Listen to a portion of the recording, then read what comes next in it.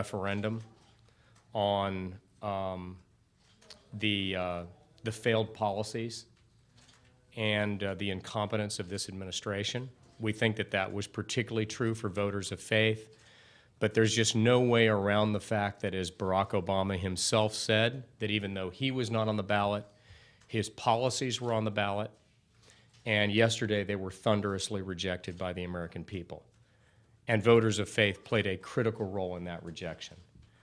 This is white, self-identified evangelicals. They made up 1 out of every 4 voters.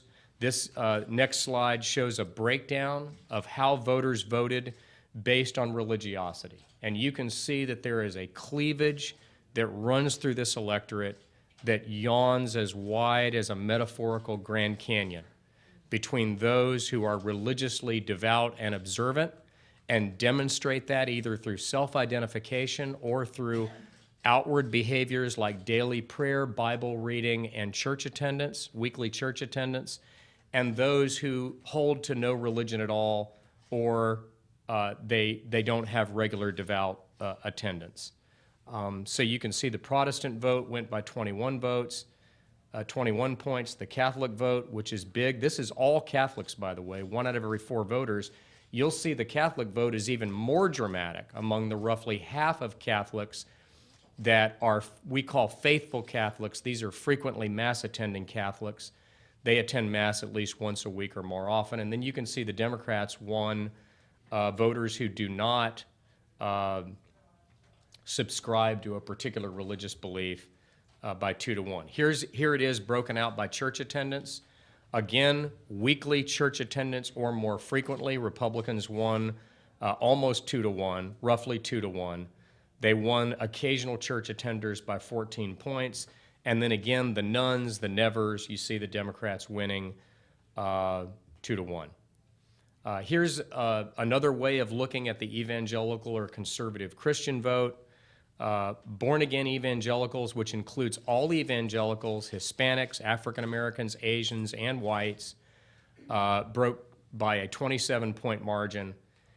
Self-identified conservative Christians, who were roughly 1 out of every 3 voters, they broke by an 8 to 1 margin for the Republican Party, a total margin among those voters of 74%.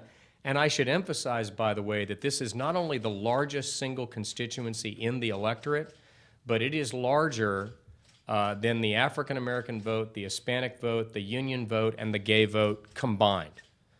So this is a huge constituency in the electorate, and it is ignored or offended by politicians of both parties at their own peril, as we saw yesterday.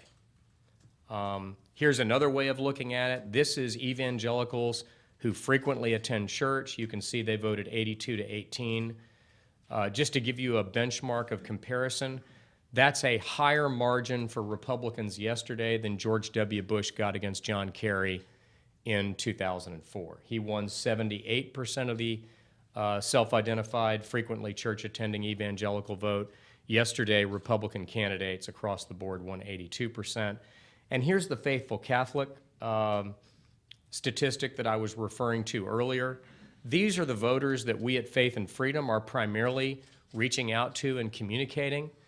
We really don't distribute very many voter guides in Catholic parishes because of the hierarchical nature of the church. Anything distributed in the pews has to be approved by the diocese and so forth, and we're very respectful of that. We do have volunteers in Catholic churches that are passing them out to their friends or maybe in a prayer group. But what we are able to do is through the advances in big data and micro-targeting and psychographic data is we can find these faithful Catholic voters through their consumer buying habits and other things of that nature. We think that this is the swing vote in American politics. We traditionally talk about the evangelical vote, but if you win 7 or 8 out of 10 faithful Catholics, you can see that it's a 1 or 2 point or 3 point margin on the national ballot. Very critical. If you look at our national voter database of faith-based voters, which is the largest that has ever been assembled in the modern history of American politics. We now have 33 million faith-based conservative voters that we have the ability to communicate with. About a third of them are Catholic voters. So we're very proud of that, and we're going to continue to make that a priority.